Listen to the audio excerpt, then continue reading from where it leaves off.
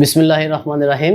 সার্ভেহুমান ফাউন্ডেশনের পক্ষ থেকে শুভেচ্ছা। আজকে আমরা জাপানি ভাষা শিক্ষার একটা সিরিজ ভিডিও করার জন্য প্রথম পার্ট আমরা শিখব। তবে এই পার্টগুলোতে আমরা শুধুমাত্র জাপানি ভাষার কিছু শব্দের অর্থ শিখব। আমরা প্রতিদিন 10টা করে শব্দের অর্থ শিখব। আমাদের ইউটিউব চ্যানেলে জাপানি ভাষার যে হিরাগানা এবং কাতাকানা এই বর্ণমালাগুলো শেখানো হয়েছে।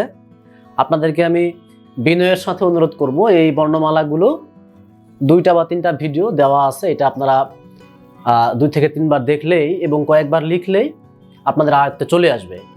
তো আমরা নতুন করে আর বর্ণমালায় যাব না, আমরা প্রতিদিন মোট 10টি করে জাপানি শব্দের অর্থ শিখব। তো আজকে আমাদের প্রথম জাপানের শব্দ সিরিজের প্রথম পার্ট। তো আমরা লিখি এখানে যে শব্দের অর্থ। আমাদের বাংলা ভাষায় আমরা কি করি, প্রথমত পড়াশোনা শুরু করার আগে গণনা শিখি, তাই না? 1 2 3 4 5 6 করে এভাবে গণনা শিখি। জাপানি ভাষাতেও আমরা সর্বপ্রথম ক্লাসে শিখব সেটা হচ্ছে জাপানি ভাষার সংখ্যা গণনা পদ্ধতি, অর্থাৎ 1 থেকে 10 পর্যন্ত কোনটার মানে কি এবং সেটা কিভাবে লিখতে হয় এই বিষয়টা। তো আসুন দেখা যাক। আমরা প্রথমেই আমি এই পাশে লিখব। এখন 1কে জাপানিজে কি বলা হয় সেটা লিখব ইচি। কি লিখতে হয়? ইচি। তো আমি প্রথমে ই লিখব, ই চি। 1 থেকে জাপানিজে কি হয়? ইচি। এটাকে যদি আমরা রোমাজিতে লিখি, ইংরেজি জাপানিদের যে ইংরেজিটা সেটাকে বলা হচ্ছে রোমাজি, আমরা রোমাজি লিখব ইচি। আমাদের এটা উচ্চারণের সুবিধার জন্য ইচি। আপনাদের আরো সুবিধার জন্য আমি পাশে লিখে দিলাম বাংলায় এই উচ্চারণটা কেমন হবে, ইচি। তাহলে আমরা কি শিখলাম? 1 থেকে ইচি। ইচি মানে 1। তারপরে আমরা বাংলায় 2 হলে জাপানিতে কি হয়? নি। খেয়াল রাখবেন, নি। জাপানে হিরাগানায় একটা অক্ষরও আছে নি। এই নি মানে হচ্ছে বাংলায় 2। এটা রোমাজি কি লিখবো? এন আই নি। আর বাংলা উচ্চারণে তাহলে ইচি থেকে 1 আর নি থেকে 2, ইচি নি। এরপরে আমরা লিখবো কি বাংলায়? বাংলায় 3, জাপানিতে কি হয়? সান। খেয়াল রাখবেন, সান, সা এন, সান। ইচি নি সান। এটা রোমাজি যদি আমরা লিখি এস এ এন, বাংলা উচ্চারণ সান। তাহলে ইচি মানে 1, নি মানে 2, সান মানে 3। ইচি নি সান। এরপরে আমরা শিখব 4। বাংলায় 4 হলে জাপানিজে কি হয়? ইয়ন। হিরাগানা দিয়ে ইও লিখলাম, ইচি নি সান ইয়ন। এটার রোমাজে কি হবে? ওয়াই ও এন, ইয়ন। ইচি মানে 1, নি মানে 2, সান মানে 3, ইয়ন মানে 4। তাহলে ইচি নি সান ইয়ন। এরপরে বাংলায় আজকে কি লিখবো? খুব সহজ ভাষায়, এটা হিরাগানার কি অক্ষর? কো অক্ষর, তাই না? আমরা বর্ণমালায় শিখে আসছি, যদি কা লাইনের উপরে তেন দেওয়া হয় সেক্ষেত্রে এটা গা লাইন হয়ে যায়, তাই না? তাহলে কো এর উপরে যদি আমরা তেন দেই সেটা হয়ে যায় গো। ইচি নি সান ইয়ং গো। তাহলে দেখেন জাপানিজে এই শব্দার্থগুলো 1 থেকে 10 পর্যন্ত গোনার ক্ষেত্রে আমরা একটা টোন ব্যবহার করব। সেই টোনটা আমি এই 10 পর্যন্ত লেখার পরে বলবো আর কি। তাহলে গো মানে 5, ইচি নি সান ইয়ং গো। এরপরে কি আসবে? 6 থেকে জাপানিজে কি হবে? রুকু। রো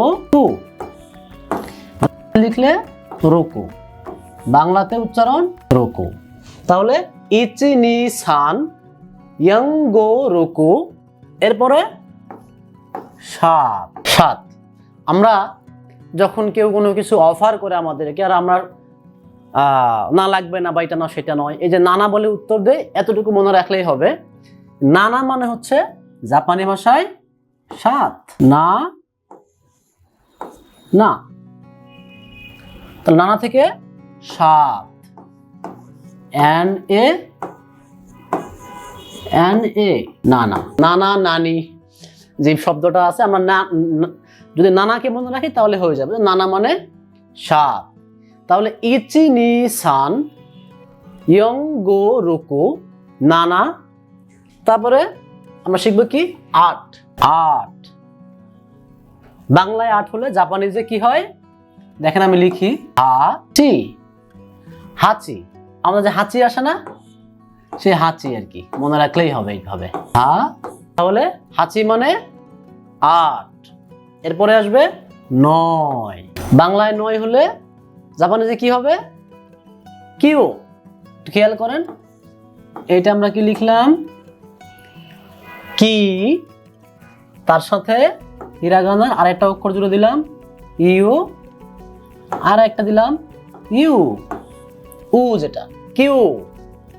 এই কিউটার রোমাজ উচ্চারণ কেমন হবে, ডবল ইউ। বাংলায় কিউ আর একটা উ, ছোটটা টান হবে আর কি, কিউ। এরপরে আমরা শিখবো দশ। দশ, তাহলে দশে কি লিখবো, জু। আমরা সবাই জানি এটা হচ্ছে কি অক্ষর, সি অক্ষর। সা লাইনের উপরে তেন তেন দিলে কি হয়, যা লাইন হয়। তাহলে আমরা সি এর উপরে যদি তেন তেন দেই কি হবে, যা হবে। যা এর সাথে যদি আমরা উ লাগাই দেই তাহলে কি হলো, জু। জে ইউ ইউ, জু। এবার দেখেন, আমরা একটু জুম আউট করে পড়ি। ইচি নি সান ইয়ং গো রুকু নানা হাচি কিউজো। আমরা এই টোনটা মনে রাখবো সবাই। ইচি নি সান ইয়ং গো রুকু নানা হাচি কিউজো। এই টোনটা যদি আমরা ফলো করি তাহলে আমাদের 1 থেকে 10 পর্যন্ত মনে রাখাটা সুবিধা হবে। আচ্ছা, আমি আরেকবার একটু জুম আউট করে পড়াই দেখি। ইচি নি সান ইয়ন গো রুকু নানা হাচি কিউজো। আবার ইচি নি সান ইয়ন গো রুকু নানা হাচি কিউজো। তাহলে এই টোনটা আমরা যদি মনে রাখি আমাদের জন্য 1 থেকে 10 পর্যন্ত গণনা একদম পানির মতো সহজ হয়ে যাবে। তাহলে আমরা যারা ইউটিউবে দেখছি বা ফেসবুক পেজে দেখছি তারা আমরা কি করব, এই 1 থেকে 10 পর্যন্ত শব্দ এবং জাপানি যে অর্থ, বাংলা যে শব্দ জাপানি যে সেটার হচ্ছে ভোকাবুলারি, রোমাজিতে কিভাবে বানানটা হয় এবং বাংলায় উচ্চারণ কিভাবে হয়, এই বিষয়টা আমরা মোট 10 বার করে লিখব। তার মানে এইরকম চার্ট আমরা 10 বার লিখব যাতে করে আমাদের ভুল না হয়। আমরা আরেকবার পড়ি। ইচি মানে 1, নি মানে 2, সান 3, ইয়ন 4, গো 5, রুকু 6, নানা 7, হাচি 8, কিউ 9, জু 10। তাহলে ইচি নি সান ইয়ন গু রুকু নানা হাচি কিউজো। ধন্যবাদ সবাইকে। আগামী পর্বে আমরা আরো 10টি নতুন নতুন ভোকাবুলারি শিখবো। সে পর্যন্ত আমাদের সঙ্গেই থাকুন।